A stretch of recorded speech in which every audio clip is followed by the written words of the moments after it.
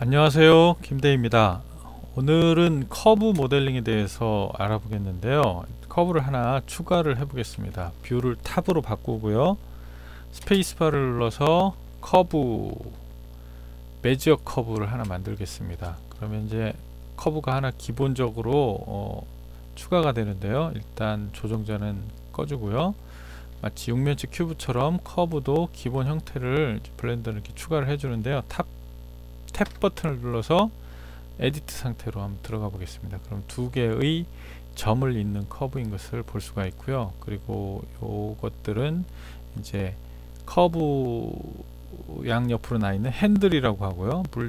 커브의 곡률을 조정하는 게 되겠습니다. 좌우가 따로 이렇게 선택을 할 수 있고요. 두 핸들을 함께 선택하기 위해서는 가운데 점을 선택하면 되고요. 이동을 하기 위해서 G키를 눌러볼까요? 이렇게 이동도 가능하고요. 점을 선택해서 이동, 점을 선택해서 R을 눌러서 회전도 가능하고요. 또 크기 조정도 가능하고요. 이런 식으로 크기 조정도 가능을 합니다. 예. 자, 그러면은 일단 커브를 하나 추가를 해볼까요?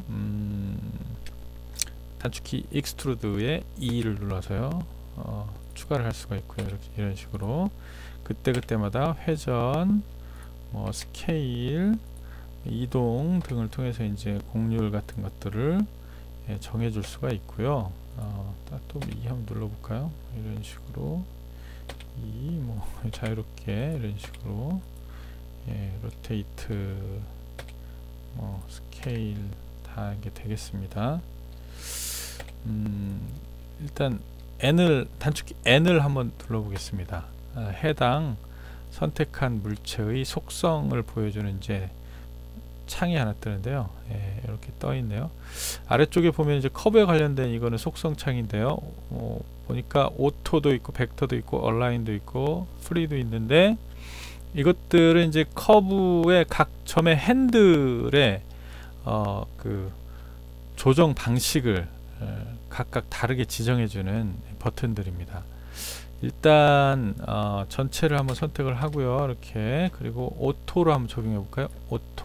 오토는 자동으로 각 점에서 가장 부드럽게 곡률을 만들어주는 상태로 블렌더가 핸들을 자동으로 조정해 주는 것이 오토고요. 그래서 가장 스무스한 상태가 오토고요. 벡터 한번 눌러볼까요? 벡터는 각 점과 점을 잇는 방향으로 핸들이 이렇게 이제 향하게 됩니다. 점을 기준으로 좌우 핸들을 보면은 그 다음 점을 향해서 이렇게 딱딱 직선으로 뚝뚝 끊어지게 되어 있는데요. 요거는 이제 각 핸들을, 좌우 핸들을 따로 선택해서 이런 식으로 이제 또 역시 조정도 할 수가 있고요. 예. 자, 이게 이제 벡터고요. 그 다음에 전체 또 선택을 하는 상태에서 얼라인을 한번 해볼까요? 얼라인은 오토하고 비슷한데 이제 그 가장 부드러운 곡률로 돌려주는 건 아니고요. 현재 상태에서 단지 각 핸들을 일직선이 되게 이걸 정렬한다고 하죠. 핸들을 그렇게만 해주고요. 그래서 곡률은 비교적 전에 작업하던 그 상태를 유지하면서 핸들만 정렬을 해주는 게 얼라인이 되겠습니다. 얼라인 상태에서 양옆에 핸들 중에 하나를 선택하고 이렇게 조정을 하면요, 각각 따로따로 놀지 않고 이런 식으로 같이 적용이 됩니다. 물론 크기는 이제 길이는 다르게 적용을 할 수가 있고요. 그러나 180도를 유지하는 두 핸들의 이 일직선 규칙은 깨지질 않습니다. 근데 벡터에서는 깨졌었죠. 오토에서도 깨지지 않고요, 얼라인에서도 깨지지 않고요.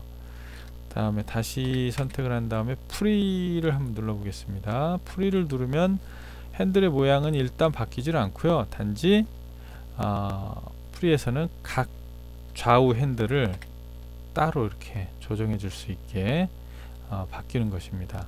그래서 정리하자면 프리와 벡터는 핸들의 좌우를 따로 조정할 수 있고요. 얼라인은 핸들의 그 일직선 규칙을 깨트리지 않고 조정하는 방식이고요. 그래서 곡률을 부드럽게 보통 조정을 할 때는 오토와 얼라인을 쓰게 되고요.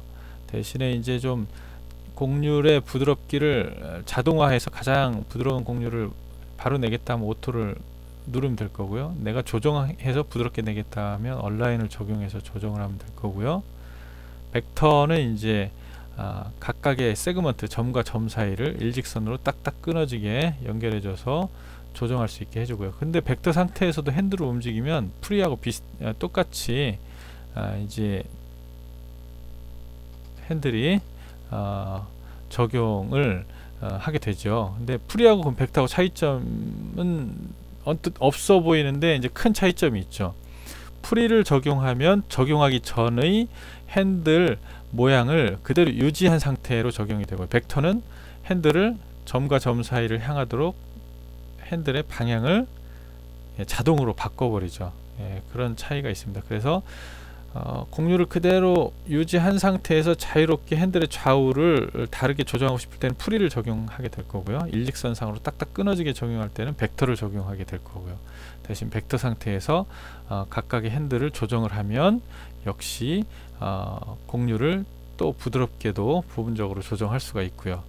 그리고 이런 식으로 지금처럼 곡률이 일직선이 아닌 상태로 꺾어져 있다 하더라도 얼라인이나 오토를 적용하면 일직선으로 다시 복구가 되죠.